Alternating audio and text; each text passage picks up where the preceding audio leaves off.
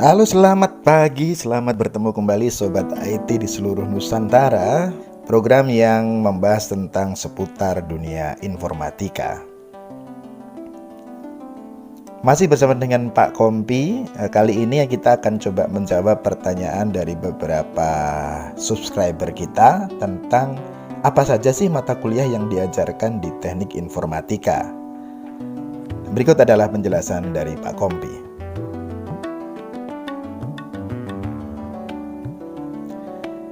Teknik informatika itu merupakan disiplin ilmu komputer yang mempelajari seluk-beluk pengolahan data menjadi informasi. Jadi tentunya di dalamnya ada mata kuliah yang membahas mulai dari pengumpulan data, bagaimana melakukan proses pengolahan, kemudian menyimpan hasil pemrosesan, serta bagaimana menampilkan hasil pengolahan dalam bentuk informasi yang dibutuhkan. Nah, pada kesempatan ini Pak Kompi akan mencoba untuk mengambil contoh-contoh kurikulum serta penjelasan beberapa mata kuliah yang diajarkan dalam program studi teknik informatika. Ada beberapa contoh yang sebenarnya bisa diakses juga di internet ya. Beberapa universitas yang secara terbuka melakukan posting kurikulum dari program studi teknik informatika yang ada di universitas tersebut. Nah, salah satu contoh yang Pak Kompi ambil adalah dari Institut Teknologi Bandung. Nah, yang bisa diakses di websitenya stei.itb.ac.id. Nah, kalau kita lihat, ini struktur kurikulum yang bisa diakses adalah struktur kurikulum tahun 2013 program studi teknik informatika. Nah, kalau kita lihat di semester-semester awal ada mata kuliah dasar seperti matematika dan fisika serta kimia. Ada matematika, fisika dan kimia di ITB ya.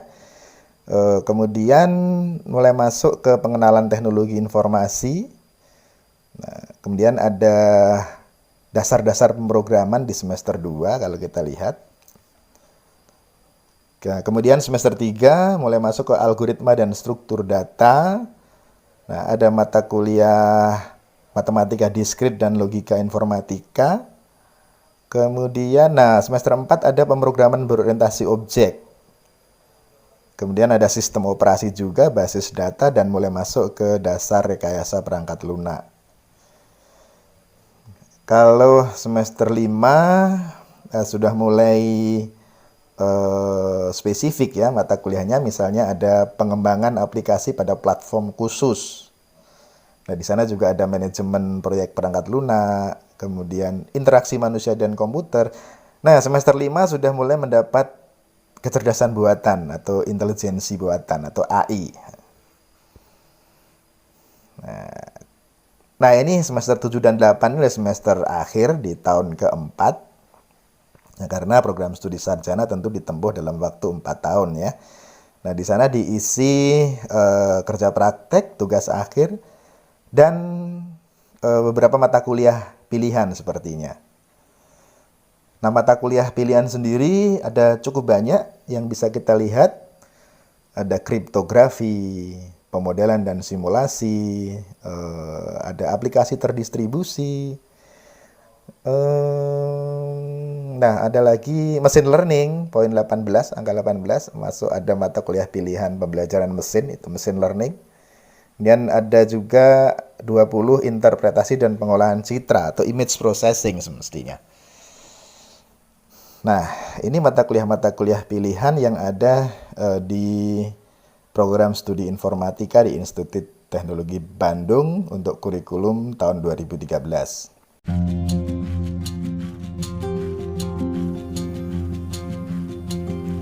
Nah, yang berikutnya kita akan lihat kurikulum teknik informatika dari Institut Teknologi Surabaya yang bisa diakses lewat websitenya its.ac.id. Nah, kalau kita lihat di sana, di semester-semester awal sama ada matematika, fisika, dan kimia. Wow, ada mata kuliah IPA ini. Jadi memang informatika itu idealnya untuk siswa-siswa yang berasal dari SMA jurusan IPA atau SMK ya, SMK yang teknik. Idealnya. Nah, semester awal ada dasar-dasar pemrograman, itu biasa. Kemudian semester kedua ada struktur data di sana. Kemudian semester 3 mulai masuk ke pemrograman berorientasi objek. Ada organisasi komputer, sistem basis data. Nah, semester 4 ada kecerdasan buatan, hampir sama dengan di ITB ya. AI-nya diberikan di semester 4. Kemudian semester 5 ada grafika komputer, kecerdasan komputasional, mungkin di situ ada machine learning dan AI dan lanjutan dari AI begitu.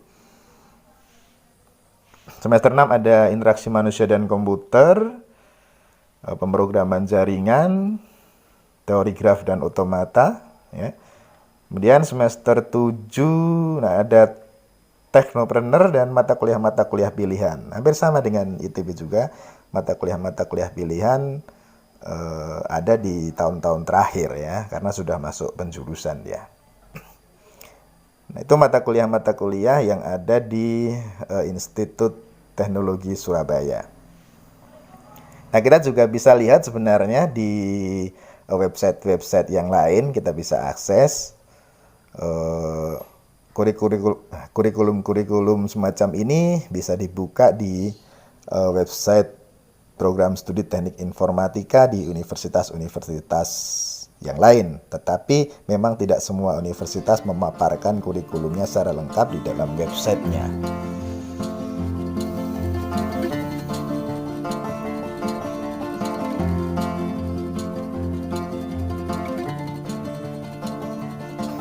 Oke, nah saya akan mencoba menggarisbawahi atau membuat catatan tentang beberapa mata kuliah penting yang disampaikan di dalam kurikulum tersebut.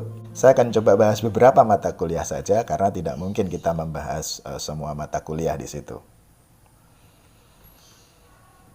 Nah, kalau bisa kita garis bawahi, saya akan mengelompokkan menjadi 3 kelompok, yaitu mata kuliah di tahun awal, mata kuliah di tahun menengah, dan mata kuliah di tahun akhir yang ada di program studi teknik informatika. Mata kuliah tahun awal, kalau kita lihat pada beberapa program studi tadi, ada mata kuliah pengenalan teknologi informasi, atau pengenalan komputer, atau pengenalan TI ya. Nama mata kuliahnya mungkin bisa berbeda-beda, tapi intinya adalah mempelajari tentang pengertian TI, perangkat-perangkat TI, hardware, software, brainware, serta penerapan TI dalam kehidupan sehari-hari. Ya tentu saja ini dibutuhkan sebagai introduction sebelum kita masuk ke mata kuliah yang lebih berat atau yang lebih spesifik gitu. Nah, di semester 1 atau semester 2 biasanya juga ada mata kuliah yang namanya algoritma dan pemrograman, atau ada yang menyebut algoritma dan struktur data, atau ada yang memisahkan ini, algoritma sendiri, struktur data sendiri, tergantung prodi yang bersangkutan. Nah, tetapi mata kuliah ini secara umum mereka akan mempelajari dasar-dasar membuat program komputer, mulai dari perancangan, menyusun algoritma dan flowchart, mengenal struktur pemrograman, mengenal bahasa pemrograman. Ya intinya di situ Anda mulai dikenalkan dengan coding. Ya, di situ ya pada mata kuliah ini. Nah, ada matematika diskrit. Nah, mata kuliah ini merupakan pondasi untuk memahami logika di dalam ilmu komputer. Maka di sana membahas tentang konsep logika, pembuktian, teori bilangan, permutasi, kombinasi, himpunan, relasi rekurensi, fungsi pembangkit, dan penerapannya dalam berbagai bidang. Nah, ini memberikan dasar kepada kita logika-logika yang nanti bisa dikembangkan di dalam mata kuliah lanjutan di program studi teknik informatika ini. Nah, di semester-semester awal juga biasanya ada mata kuliah sistem operasi yang membahas tentang konsep dasar sistem operasi. Nah, sistem operasi itu kan sistem yang membuat komputer bisa bekerja. Jadi mata kuliah ini akan membahas bagaimana sistem operasi komputer bekerja. Selanjutnya mata kuliah di tahun pertengahan. Nah, ada mata kuliah seperti pemrograman berorientasi objek. Nah, ini kalau di algoritma pemrograman kita baru dikenalkan dengan coding. Nah, biasanya mereka membahas pemrogramannya terstruktur.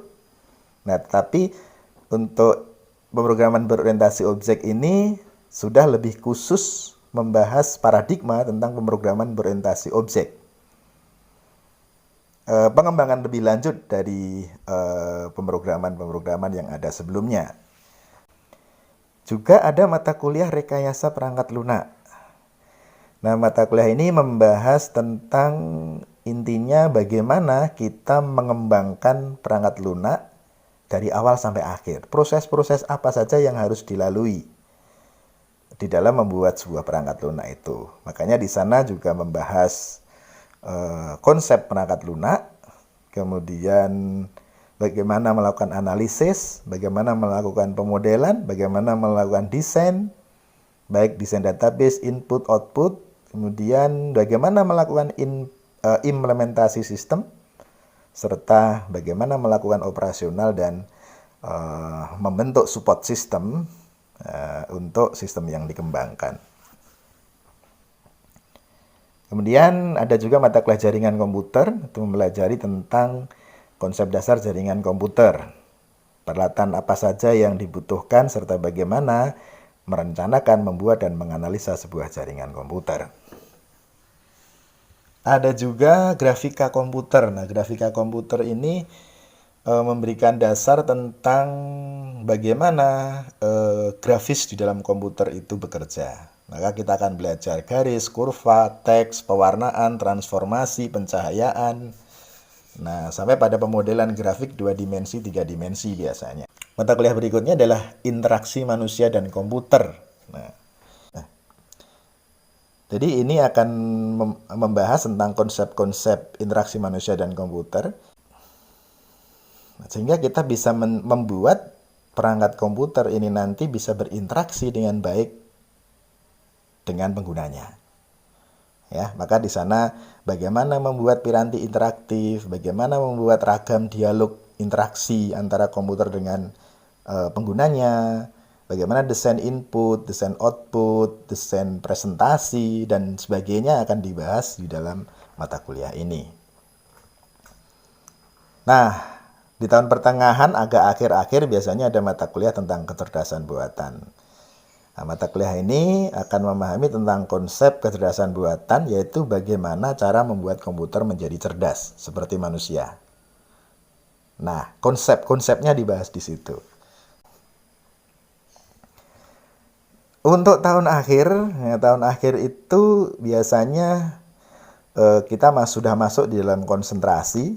Nah, di dalam konsentrasi itu biasanya mahasiswa diberi kebebasan untuk menentukan pilihannya, dia mau memperdalam bidang apa.